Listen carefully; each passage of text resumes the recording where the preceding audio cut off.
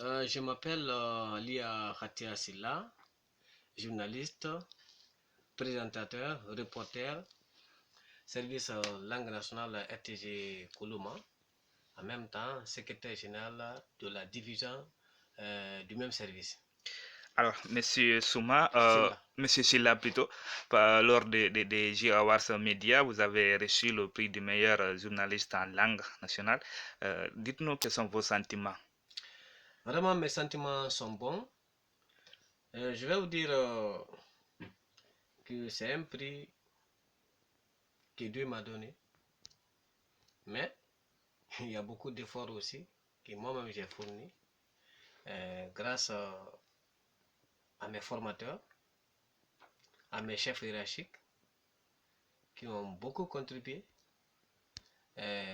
non seulement pour ma formation d'abord, mes formateurs je vais dire, parce que quand moi j'ai commencé ce métier-là, le b.a-ba de ce métier, vraiment c'est grâce à certains éminents journalistes alors, en l'occurrence Elhadji Mohamed Youla,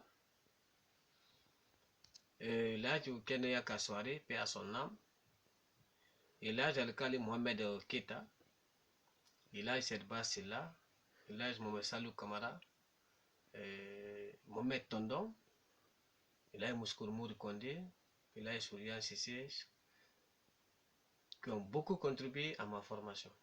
Il y a aussi les dames, Hagia Fatoumata Hawa Kamara, Hagia Fatoumata Dubaya Kamara, il y a Hagia Marama Kankalabi Balde, Hagia Aïssatou Faye, Hagia Malado, Hagia Buntrabi. Vous voyez, toutes ces grandes dames-là, Hagia Hawaïen, ont beaucoup contribué aussi à mon encadrement, à ma formation. Mais actuellement, vraiment, je suis très content pour avoir obtenu ce prix. Parce que ce prix-là, c'est ma chef hiérarchique, Hagia Farmata Hawa Kamara. C'est elle qui m'a encadré ces derniers temps, ces derniers moments. Elle m'envoie faire des reportages, faire des magazines. Vous voyez? Donc, c'est à l'issue de ça, j'ai pu avoir ce magazine, je peux dire comme ça. Parce que le magazine, l'élément que j'ai porté, le reportage que j'ai envoyé, c'est quand elle m'a choisi pour faire un magazine. Mais commandité par le directeur général, c'est lui qui avait commandé de faire un magazine sur les unités industrielles. Donc, c'est ce magazine-là que j'ai produit, j'ai réalisé. Quand j'ai fini, ils ont corrigé. Alors, ça a été diffusé d'abord à l'antenne. Maintenant, pour la participation à ce concours, il y a Ifono, François Ifono, qui est venu me voir. Il dit, ah, Ntara, il y a un concours là, organisé par Media Howard Guinée. Est-ce que tu ne peux pas postuler? Quand il m'a dit ça, j'ai dit, il n'y a pas de problème. Il dit, bon, envoie un de tes reportages, ou magazines, ou même animations. Je vais envoyer ça. Il dit, il n'y a pas de problème. Donc, je me suis rappelé immédiatement, j'ai dit, ah bon, j'ai produit un magazine là, sur les unités industrielles là, est-ce que je ne peux pas envoyer? Il a dit, oui, Ntara, envoie ça, ça c'est bon. C'est que je l'ai remis, il a envoyé. Après maintenant, après les membres du jury, les auditeurs ou je ne sais pas, les téléspectateurs, chacun a donné son point de vue sur le contenu du magazine, la façon de faire, c'est vraiment. Donc c'est à l'issue de ça, moi j'ai eu ce prix.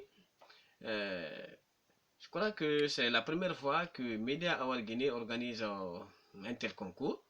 C'est un concours d'émulation hein, entre les journalistes, que ce soit les présentateurs de la télé, radio, les animateurs culturels, les, les reporters sportifs et aussi les reporters à la radio, les présentateurs à la radio, vous voyez. Et même ceux qui font les émissions politiques là, vous voyez, ceux qui animent les émissions politiques là. Donc, eux aussi ont participé.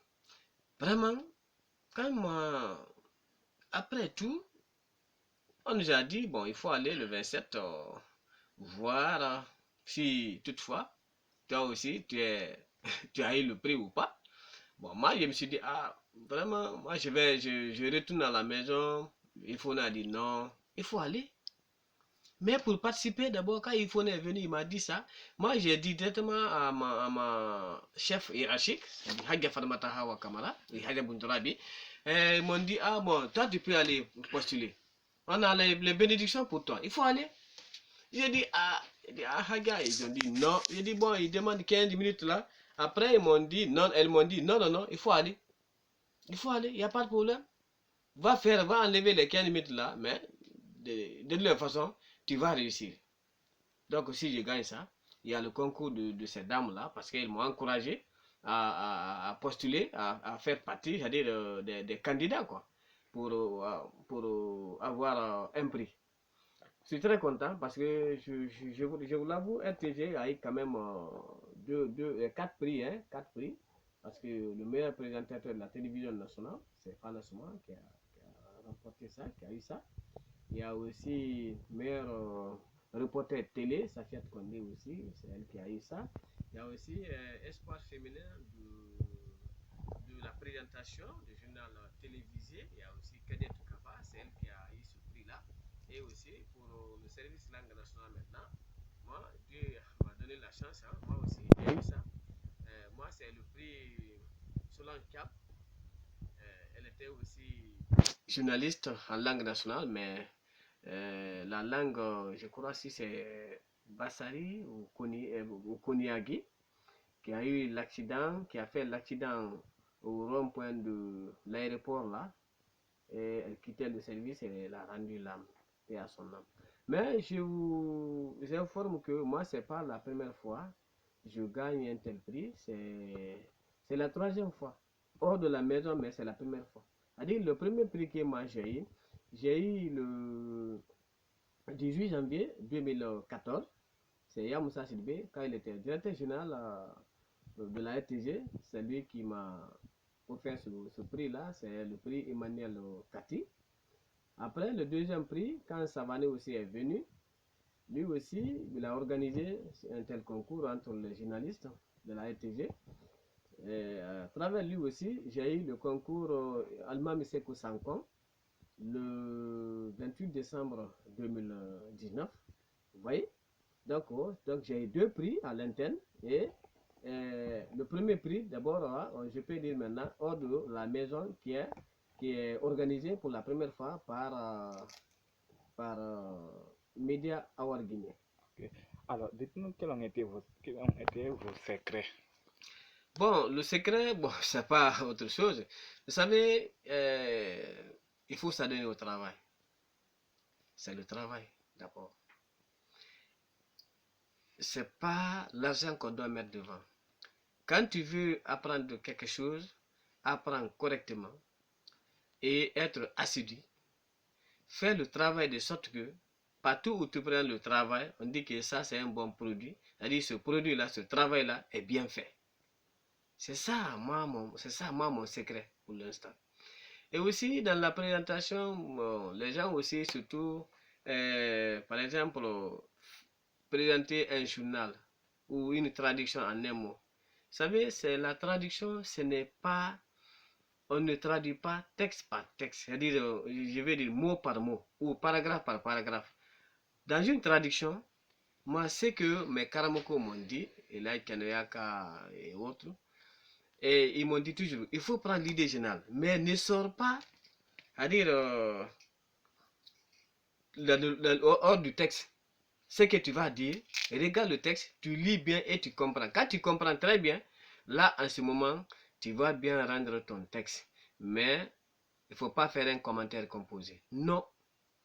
Le texte, il faut rester dans l'idée générale du texte. Comme c'est ce que nous a enseigné au lycée. Au lycée, ce n'est pas quand on dit de faire un résumé du texte, vous voyez la façon dont on fait. Donc tu prends juste l'idée générale. Mais ce n'est pas un commentaire composé qu'on doit faire. C'est pourquoi moi, mon secret, c'est à ce niveau. C'est comme ça. Quels sont vos conseils aujourd'hui pour la nouvelle génération? Merci. Mon conseil pour la nouvelle génération, comme j'avais dit un peu devant là, j'ai dit précédemment, j'ai dit, moi, ce que je peux dire à la nouvelle génération,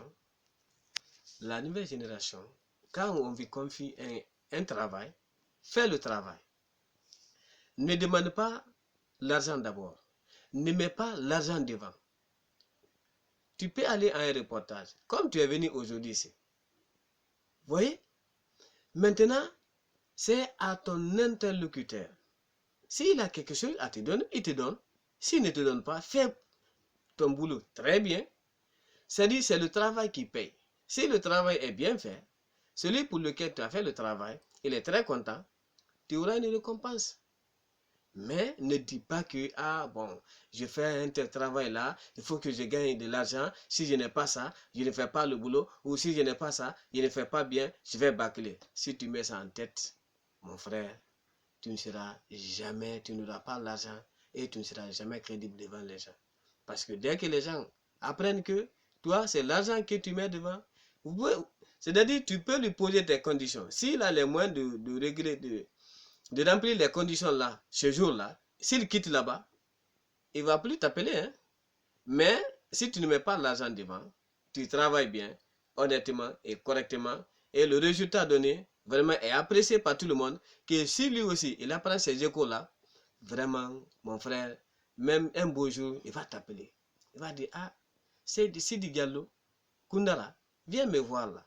Il peut te donner un cadeau et que ton service même n'est pas au courant. Ça là, l'argent là, c'est pour toi. Ce n'est pas le service non, ou les responsables du service. Ça, c'est pour toi. Ça, c'est ta valeur intrinsèque. Mais si tu mets l'argent devant et que l'écho là arrive à tes chefs, vous voyez, ça va te salir. Ouais, c'est pourquoi moi, c'est ce conseil-là que je donne à la jeune génération. Ne mettez pas l'argent devant. Faites le bon travail. C'est le résultat qui compte. Après avoir eu un bon résultat, ce résultat-là, après ça, peut-être tu auras un bon fruit que tu vas récolter ou tu vas consommer paisiblement, sans diffamation et ni cri, ni je sais pas, critique derrière toi. Merci beaucoup, M. Silla.